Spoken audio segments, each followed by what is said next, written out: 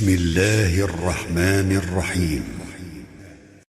والنجم إذا هوى ما ضل صاحبكم وما غوى وما ينطق عن الهوى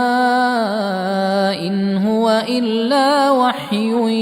يوحى علمه شديد القوى ذو مرة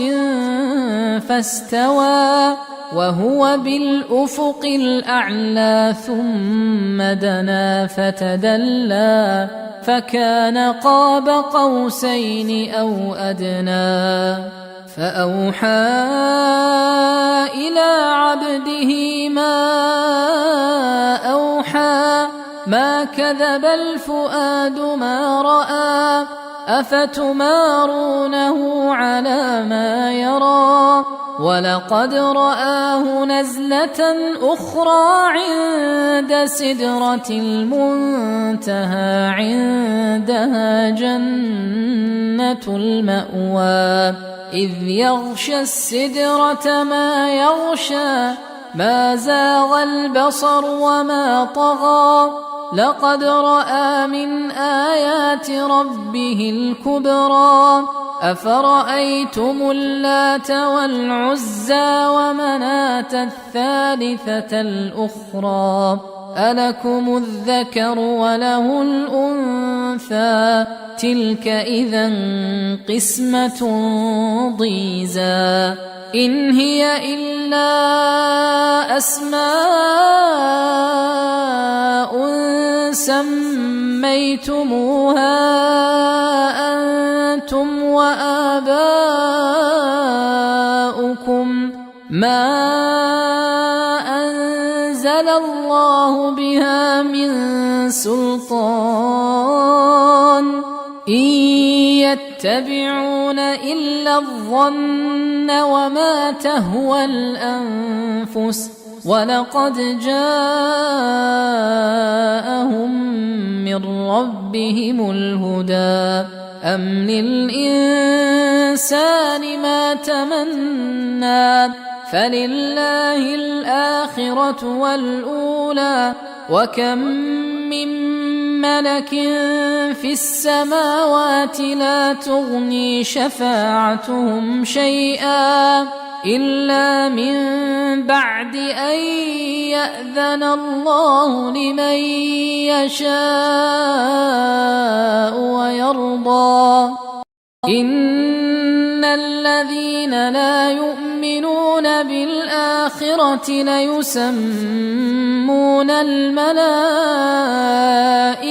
تسمية الأنثى وما لهم به من علم إن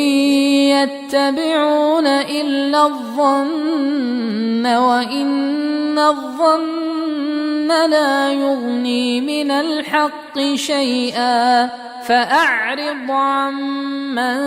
تولى عن ذكرنا ولم يرد إلا الحياة الدنيا ذلك مبلغهم من العلم إن ربك هو أعلم بمن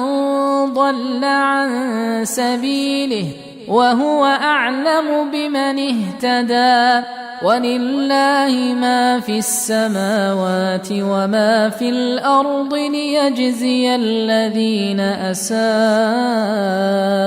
بما عملوا ويجزي الذين أحسنوا بالحسنى الذين يجتنبون كبائر الإثم والفواحش إلا اللمم إن ربك واسع المغفرة هو أعلم بكم إذ أنشأكم من الأرض وإذ أنتم أجنة في بطون أمهاتكم فلا تزكوا أنفسكم هو أعلم بمن اتقى أفرأيت الذي تولى وأعطى قليلا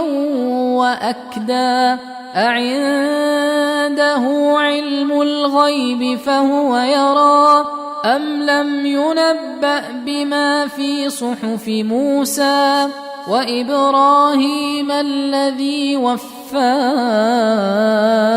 ألا تزر وازرة وزر أخرى وأن ليس للإنسان إلا ما سعى وأن سعيه سوف يرى ثم يجزاه الجزاء الأوفى وأن إلى ربك المنتهى وأنه هو أضحك وأبكى وأنه هو أمات وأحيا وأنه خلق الزوجين الذكر والأنثى من نطفة إذا تمنى وأن عليه النشأة الأخرى وأنه هو أغنى وأقنى وأنه